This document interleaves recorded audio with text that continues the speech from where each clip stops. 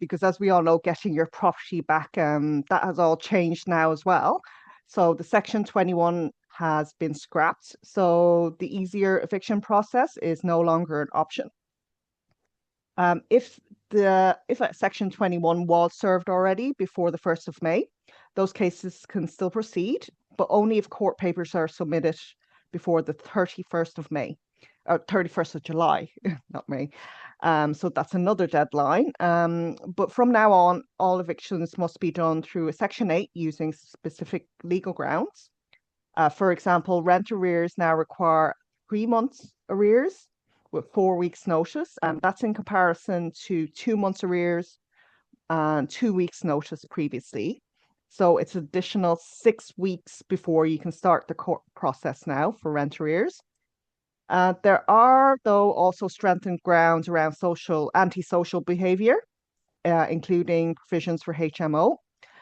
And there is, though, also new restrictions and protections around certain clauses in the first 12 months.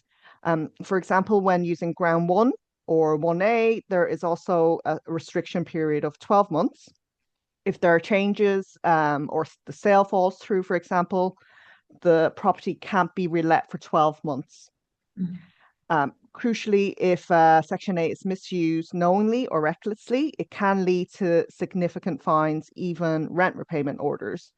And judges will expect to see landlords that have acted reasonably and followed the correct process throughout as well. Yeah, this is a tough one, isn't it? I wanted to highlight a couple of points here as well. In my experience, if a tenant falls 2 months behind in the rent, the chances of recovery is slim. So it's just, yeah, it's frustrating that And now they've it's 3 months. yeah, 3 months plus 4 weeks notice. So by then they're Yeah. essentially 4 months in arrears. It's not going to be recovered. If you get to the point now where you're having to serve a Section 8 notice on a tenant who is 3 months in arrears, do it. Do not delay, because from experience, like I said, 20 years experience, I know they will not recover.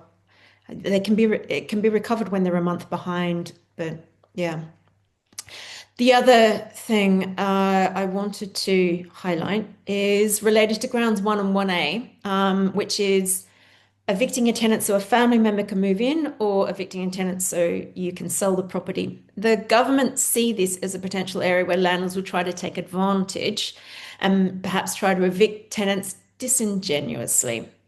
Hence the hefty fines, the 6,000 to 40,000. So that's the first offence, the second offence, plus 24 months rent repayment order. So if you times approximately 1,300 monthly rent is 24 months, and criminal prosecution, unlimited fines Wow. if you are seen to harass the tenant to try to get them out. You can't even, it's a gray area again, I would say. Even having a discussion with a tenant saying, hey, I want to sell, do you want to give notice? That might be considered a gray area, because they're encouraging tenants to report on things like this. That's the 24 months rent repayment order. So again, to be safe, to avoid hefty penalties, stick by the rules. There is, oh, the other thing I want to mention, in this 12-month restricted period, not only are you not allowed to let to other tenants, or you're not allowed to let to tenants, you're also not allowed to rent the property on Airbnb. So that is a bit ouch. Having a Very property empty ouch. for 12 months, if a sale falls through, 6 months in, you can't find another buyer, or 8 months or 9 months in. That's happened to me before. 9 months in, the sale falls through. Then you can't then relet the period. You can't even put it on Airbnb to get a little bit of money to help you pay the mortgages. So the solution I see to this is, rather than emptying a house to sell on the market to homeowners and risk these long voids, restriction periods, lack of income, etc., sell the property off market, landlord to landlord, with tenants in situ. We do run an off-market service. So if you're an investor looking to buy or a landlord looking to sell, you can get in contact with us and we can help with that.